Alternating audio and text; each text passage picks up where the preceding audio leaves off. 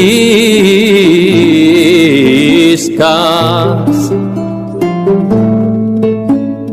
y las moriscas mujer. Assalamualaikum warahmatullahi wabarakatuh. Saya Yudi Pramuko, tukang donat dari Parung, YouTuber tertua di semesta. Lampunya harusnya beli lampu 2, ini lampu sorotnya cuma 1, jadi ya seorang apa. Ini saya mau membahas tentang ini ya, keinginan pemerintah atau keinginan presiden supaya dikritik keras. Padahal Pak Quick Kian itu udah dimuat di video sebelumnya, itu sekarang takut ya mengkritik itu karena akan dibully habis-habisan oleh buzzer apa buzzer ya, sampai soal-soal pribadi. Jadi dia merasa takut mengeluarkan kritik itu karena langsung dibully sampai hal-hal yang nggak rasional ya, soal pribadinya yang diodal-adil. Diodal-adil itu bahasa Jawa, dibuka-buka gitu. Padahal kan orang harus fokus pada substansi kritik yang memang dimaksudkan oleh Pak Quick itu untuk membangun ya. Jadi ada ironi, apalagi orang-orang kritik itu sebenarnya track recordnya itu ditangkep-tangkepin ya. Ini saya baca aja ya pendapat dari siapa ini, Fahri Hamzah, reporternya Muhammad Genantan Saputra, Kamis 11 Februari, berarti hari ini ya, jam 19.40, 7.40, sekarang 8.40, jam yang lalu saya baru selesai ngaji ya. Berarti pas anak-anak tadi setoran Al-Quran ini muncul. Fahri Hamzah, merdeka.com, istana memerlukan kritik tapi masih ada orang yang ditangkap. Bisa aja.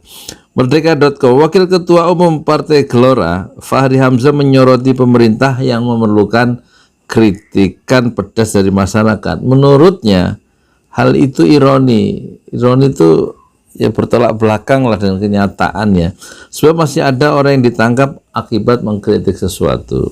Nah sekarang kutipannya, Pak Pramono Anum mengatakan istana sangat memerlukan kritis, sebenarnya istilah kritik yang pedas ya, sehingga diplesetkan oleh netizen menjadi keripik pedas. Waktu saya diberi bintang Mahaputra dengan Fadlizon, presiden juga bilang begitu. Pemerintah memerlukan suara-suara kritis seperti Pak Fahri dan Pak Fadli, katanya dalam diskusi virtual Kamis 11 Februari hari ini. Tapi di luar sana orang ditangkap juga, dijemput juga oleh sesuatu yang formalistik yang tidak mau kita ubah. Kan ini ada undang-undangnya, undang-undang yang dipakai Undang-Undang Nomor 1 tahun 1946 masih dipakai sampai sekarang. Sambo Fahri Ali, mantan ketua wakil DPR ini, meminta tidak ada teror kepada pikiran masyarakat, biarkan ada perbedaan pendapat yang bebas. Jangan ada teror kepada pikiran, biarkan orang berbeda pendapat karena si A mengatakan si A, si B mengatakan si B, itu adalah kekayaan. Saya sering mengatakan berkali-kali, ujar Fahri. Jadi Fahri Hamzah ini memang terkenal ngomongnya terus terang ya waktu jadi anggota DPR itu, dan berani dia. Sekarang dia kan udah nggak jadi anggota DPR, kekebalan dari hukum dari hukum kalau dia mengemukakan pendapat jadi wakil presiden itu sudah nggak ada. Sekarang dia jadi rakyat biasa. Saya kira dia juga harus lebih hati-hati, dan dia sadar itu. Tuhan aja menciptakan iblis kok sebagai oposisi, mengapa manusia tidak bisa membuat iblis bagi dirinya? Kenapa mesti takut dengan orang-orang yang berbeda pendapat, katanya. Sebelumnya Sekretaris Kabinet Pramono Anum mengungkapkan keberadaan pers ibarat jamu yang menguatkan bagi pemerintah. Bagi pemerintah, kebebasan pers adalah suatu yang wajib dijaga, dan bagi pemerintah kebebasan pers, kritik dan saran itu seperti jamu menguatkan pemerintah, kata Pramono, seperti dikutip dari YouTube Sekretaris Kabinet Selasa. Pramono menyampaikan hal itu terkait peringatan Hari Pers Nasional tahun 2021 yang jatuh pada 9 Februari 2021. Menurut Pramono, sebagai negara demokrasi, kebebasan pers merupakan tiang utama untuk menjaga demokrasi tetap berlangsung. Normatif ya ngomongnya ya. Faktanya itu kan banyak orang ditangkap karena mengeluarkan kritik-kritik ya. Nah, kami memerlukan kritik yang terbuka. Udah banjir kritik itu. Kritik yang pedas sudah banyak, yang pedas itu ditangkap-tangkapin seperti Gus Nur. Tangkap toh. Nah, terus Anton Permana video-videonya itu yang dia bikin pedas itu ditangkap sekarang. Jumhur Hidayat juga sama. Syahganda Nainggolan tuh kritiknya pedas ya. Keras. Habib Rizik ditangkap juga. Bukan ditangkap karena kerumunan, sebenarnya ditangkap karena omongan-omongannya pedes ya.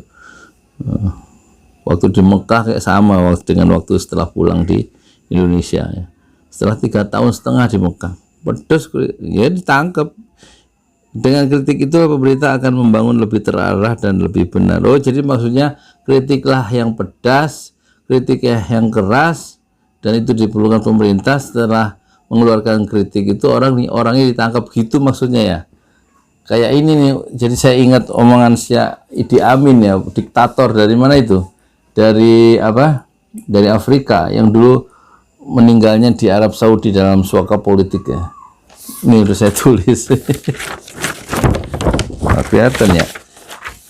There is freedom of speech, but I cannot guarantee freedom after speech.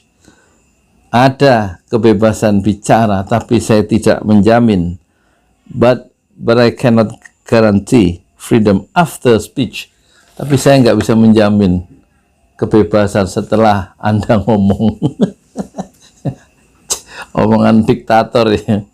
Jadi kalau nanti setelah kritik keras, kritik pedas kepada pemerintah, kemudian ditangkap setelah mengkritik, nah itu persoalannya yang ditakuti banyak orang ya. Kan ada itu Pak Mahfud sebelum akhir tahun 2020 kan bicara nanti polisi cyber itu diaktifkan pada tahun 2021 lah.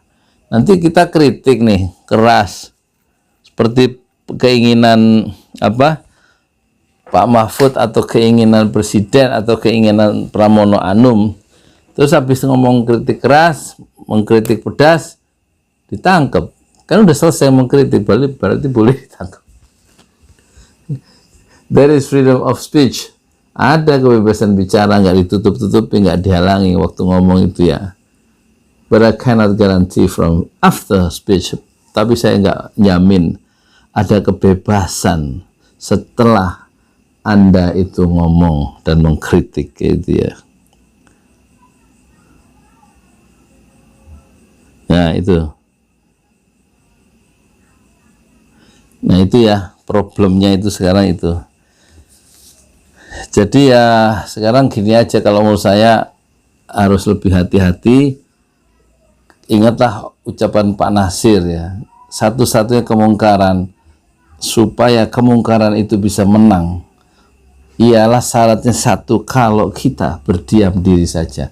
Kalau kita berpangku tangan saja melihat keadaan, maka kemungkaran yang merajalela, ketidakadilan dan kezaliman yang merajalela itu akan menang kalau kita diam saja. Jadi perlu tetap ngomong meskipun risiko harus diambil.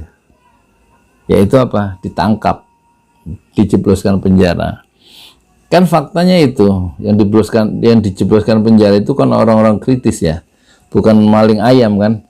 Jumhur Hidayat orang kritis tuh, kemudian Dr. Syahganda, kemudian yang masih ada tuh Gus Nur, itu pedes tuh kalau ngomong Gus Nur itu ya kan.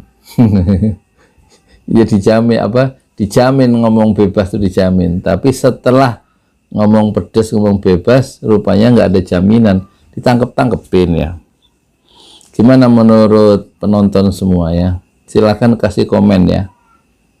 Di mana salahnya dan bagaimana solusinya? Satu sisi presiden minta supaya pemerintah itu memerlukan kritik yang keras, yang pedas, bagaimana diungkapkan oleh Pramono Anum ya. Tapi faktanya di lapangan itu orang-orang yang mengkritik keras dan pedas sebenarnya Ya dijamin waktu ngomong itu nggak ada yang ngalangi, tapi setelah ngomong itu ada undang-undang ITE ya, dan ada undang-undang yang lain ya. Dan di situ persoalannya. Sekarang gimana komentar dari penonton ya? Komentar yang cetok, yang agak argumentatif ya. Komentarnya jangan ngasal, jangan kayak gaya-gaya buser kayak buser apa buzzer soal kebebasan. Ini kita sebenarnya sedang di simpang jalan atau sedang masuk jalan menuju kehancuran dan decline ya, of Indonesia, meluruhnya, meluncurnya Indonesia. Apakah betul? Ya indikasinya orang-orang yang berbeda pendapat itu ditangkap ya, dimasukkan penjara. Itu yang terjadi waktu zaman Bung Karno kan. Muhtar Lubis di penjara 10 tahun karena sering ngeritik ya lewat koran yang dia pimpinnya, Indonesia Raya ya kan. Muhammad Nasir itu ditangkap, itu nggak bisa ngomong kalau di penjara kan selama 4,5 tahun. Buya Hamka juga ditangkap itu karena dia mengkritik ya, setelah dibredel ya, dibredel Panji Masnya itu setelah memuat tulisan Muhammad Hatta. Tapi Buya Hamka sendiri dijebloskan ke penjara selama 2 tahun 4 bulan. Dan banyak tokoh-tokoh yang lain yang kritis terhadap pemerintah setelah melontarkan kritik yang tajam, setelah melontarkan kritik yang pedas, mereka dipenjara. Sama keadaannya dengan sekarang. Gimana? Silahkan komen dan jangan lupa like and share ya. Yang masih belum, yang baru menemukan channel Pesantren Tujuh Halalu, silahkan subscribe, silahkan like dan share sebanyak-banyaknya kepada grup-grup yang Anda punya. Saya Yudi Pramuko, tukang donat dari Parung, YouTuber tertua di semesta. Fasbir sabrun jamila, bersabarlah dengan kesabaran yang indah. Assalamualaikum warahmatullahi wabarakatuh. You've given so much to me, Allah. So I bow down on my knees.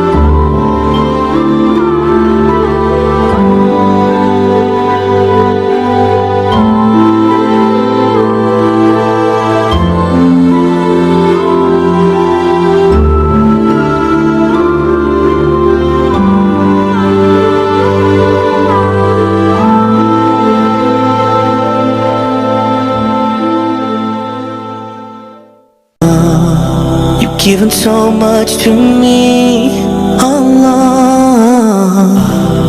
So I bow down on my knees.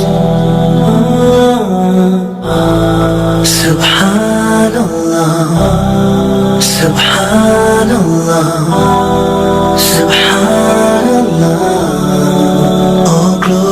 be to you. Subhanallah, Subhanallah, Subhanallah. All glory be to you. You're the master of the universe, Allah. You're the king of the heavens and earth,